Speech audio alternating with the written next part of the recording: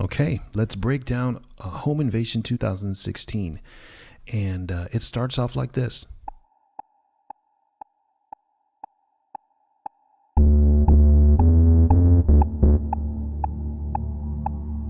So this is very similar to the original track in terms of tempo and that stuff, and that sort of characteristic bass line is right there.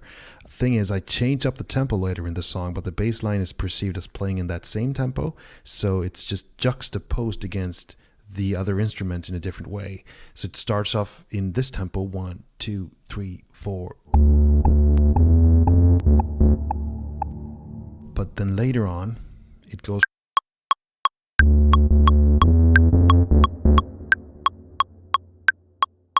So the two different tempos in the song are kind of made to fit together using that bass line as a sort of common ground.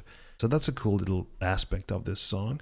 Anyway, this version of the song doesn't contain any samples from the original song. I just had to recreate the entire song, listen to the original, and just picking out the different parts and trying to find new synthesizer sounds and whatnot that could replace the different parts. Anyway, it starts off with a bass line. We got a little bit of atmospheric like pads here.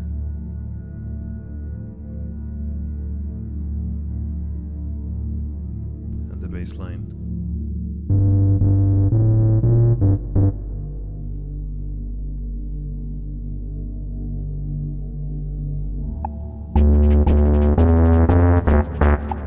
You can actually see that this is just the bass line that I copied and pasted into another MIDI track that contained an instrument that just created a different thing. It's a percussive instrument on that channel.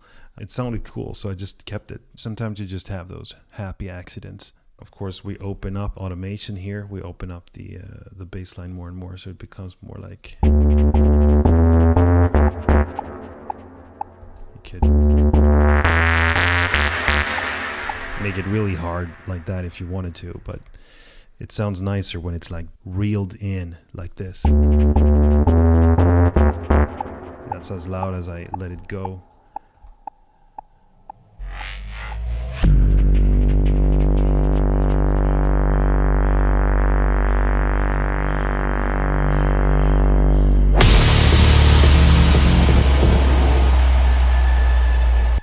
Now we're in the build up towards the assault. So here's some sort of a little whip sound, just in anticipation for that hit. It makes it so much harder for some reason.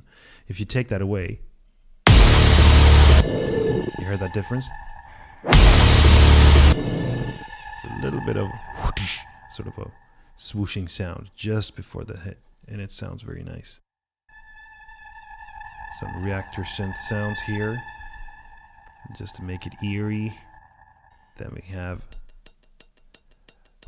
this sort of sets the new tempo. Now suddenly we're in the tempo of the project.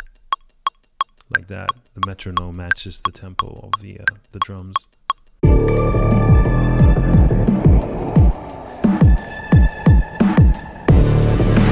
We got some drums here. Actually, it's a drum loop. Rearranged it a little bit. And then some distortion.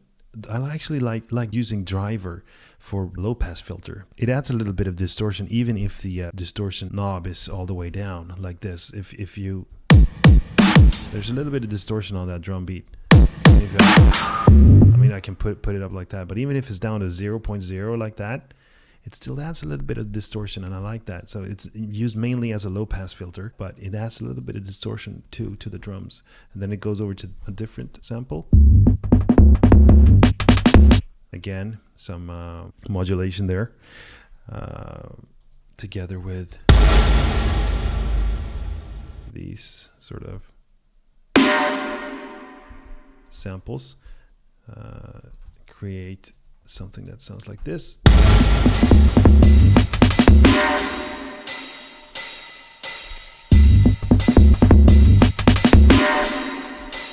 So let's look at that build up, starting with the melody.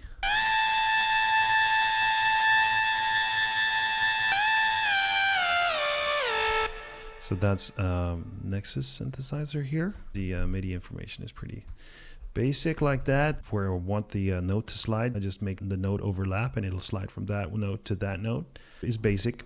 Adding a little bit of reverb to it in the effect channel right there. Here's some rhythmical stuff. It's a sample that I just increase in volume over time.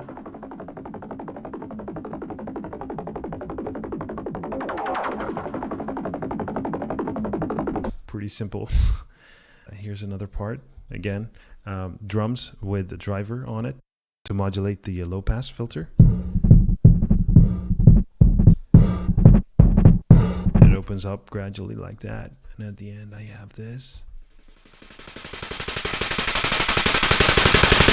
Like a build-up with some isotope trash effects on it. Without the trash effect, it sounds like this.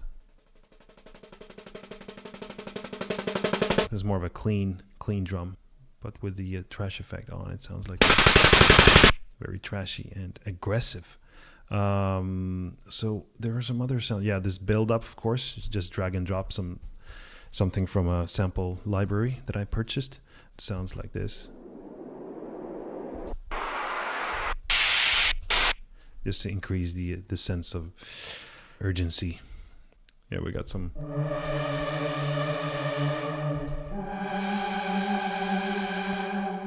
Sounds like that help enforce the chord changes in the song.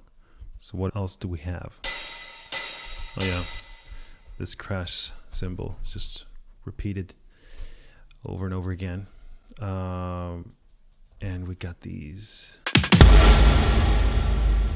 little fills. And then this fill, which is like, I guess, yeah, it's a drum fill that sounds like that without trash, and then trash sort of trashes it, I guess. So it has a cool character to it, combined with something like that.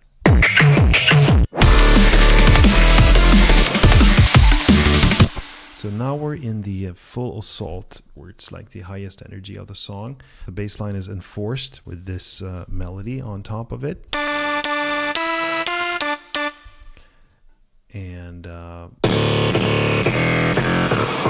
this is the bass, but actually you see here when I take away the lowest frequencies, because this is really the part of the bass that's just supposed to contribute with the grittiness of the bass and the distortion.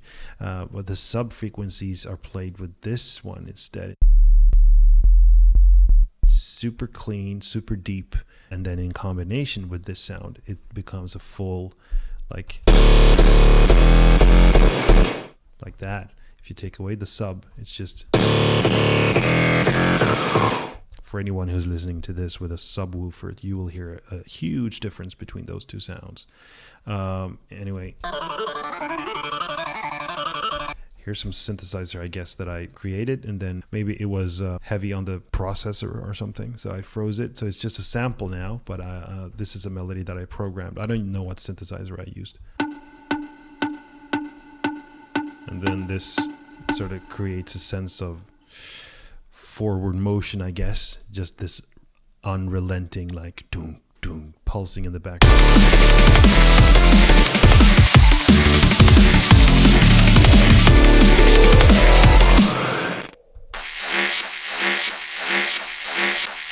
This sound is very noisy. Doesn't really have a key or a melody or a chord in it. It's just to give energy to the entire mix. It makes it grittier, trashier, dirtier. Then we have the kick drum. And then we have the drum beat, which is pretty much a sample. I haven't even edited it, but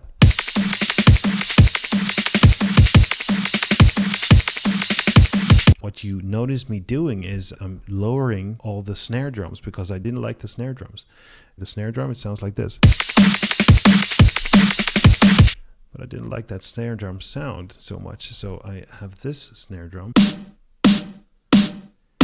playing instead, and then lower the volume of the drum loop to leave room for this snare drum to hit. So together they sound like this. I like that snare sound better. It has a better attack. It also has more of a live sound with a little bit of room to it. So it's more like it has a rock feeling to it. Very Prodigy, I'd say. And then crash cymbal. Always need a crash cymbal. And then there's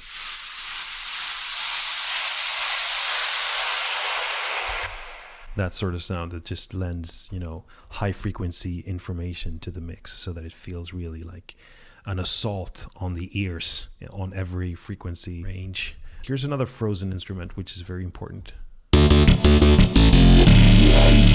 Unfortunately, I don't have the MIDI information anymore. So I programmed this synth that plays this, and then apparently that was too heavy on my processor, maybe. So it's frozen as a WAV file instead. I've added distortion here through Trash too again, even after I turned it into a WAV file. So without the distortion, it sounds like this. Still pretty gnarly, but with the distortion, it's even worse. I like that. So that kind of answers the melody. So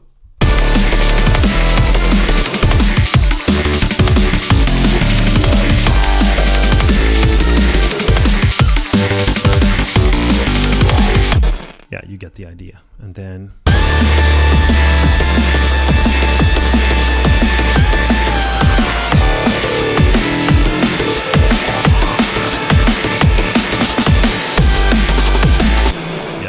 we got that this instrument that was in the beginning playing that same melody again.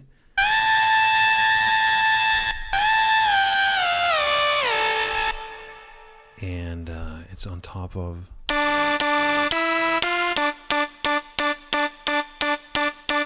I just fill this portion with these repeating notes just to give it more energy. Like, it's unrelenting. It's just, pushing on. The thing with music in Payday 2 is that you need to remind the player that it's still in the assault loop. The assault loop should never drop in intensity so much that the player thinks that the game went into control. Control is the phase where all the police retreat and you have some breathing room before the next assault. So the control music obviously has to have more energy than the stealth music, but not as much energy as any part of the assault music. And no part of the assault music can drop in intensity so much that it feels like you went into the control phase.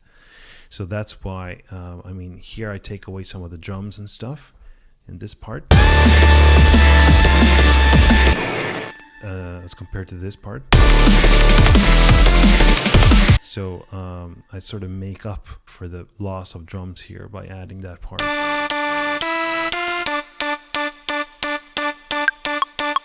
So we got this part as well.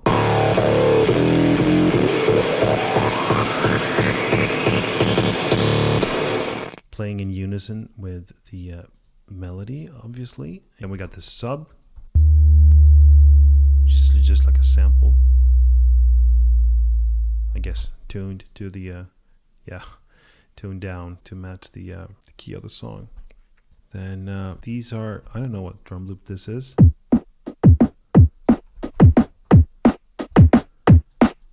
This is supposed to sound like this, but I didn't like the hi-hat, so I cut away all the parts with the hi-hat, but I like the kick and the snare, so I provide the hi-hats with this drum loop instead.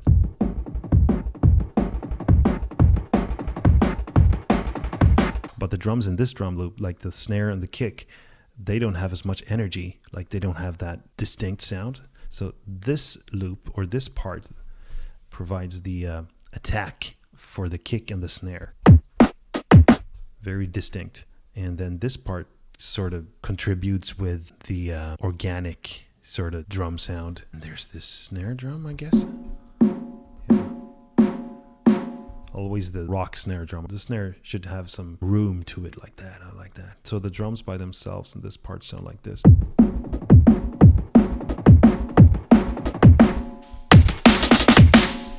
And then we get into this part.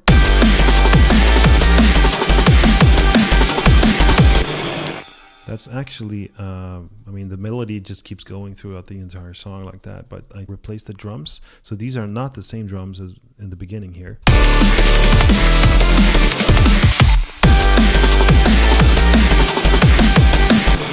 They have a different sound, they have a different rhythm. It's a drum sample that I've edited a little bit, and I liked the snare sound there, but I added this sound to the snare to give it even more like high-end information, I guess. And then there's the ride cymbal, just to give it even more energy. That's something that was also missing in the beginning. This is like the second gear of the assault part. So it starts off in the first gear like this, and then it kicks it up a notch. And a lot of it has to do with this. And of course the chord change to this. So we bring up the pitch of the melody even further, and then it goes even further to this.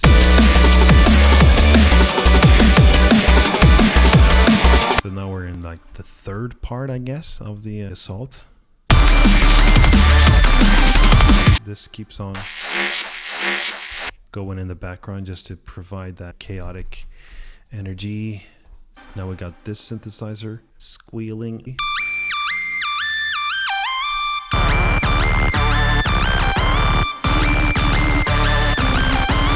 Yeah, you get it. And then it goes into this part.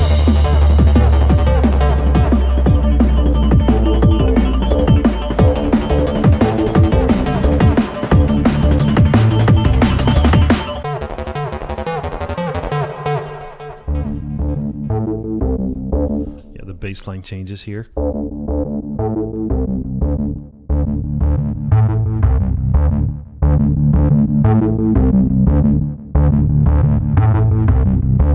Obviously automated to modulate over time here so that it feels like it's alive. And then there's this sound.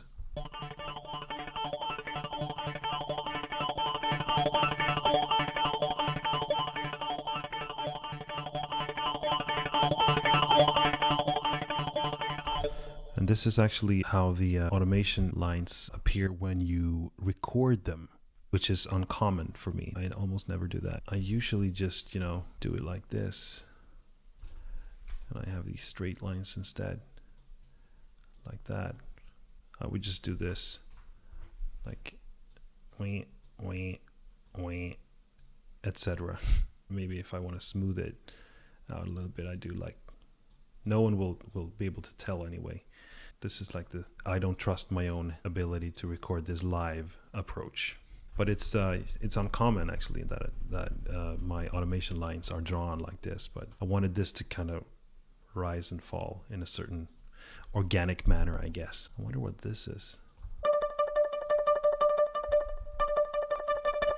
Yeah, no, it just provides energy. Again, we're back to that approach of chopped up drums, that don't sound as good by themselves. Can sort of help this sound, which has other values or other strengths, get some more, distinction in it. Of course.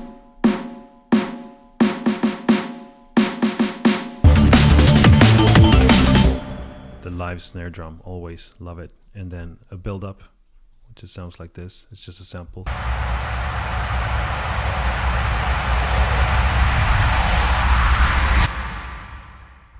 So that's the end of the song.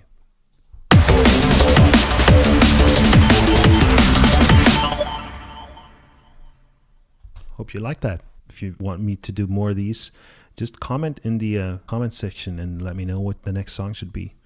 Like and subscribe, and have a nice day.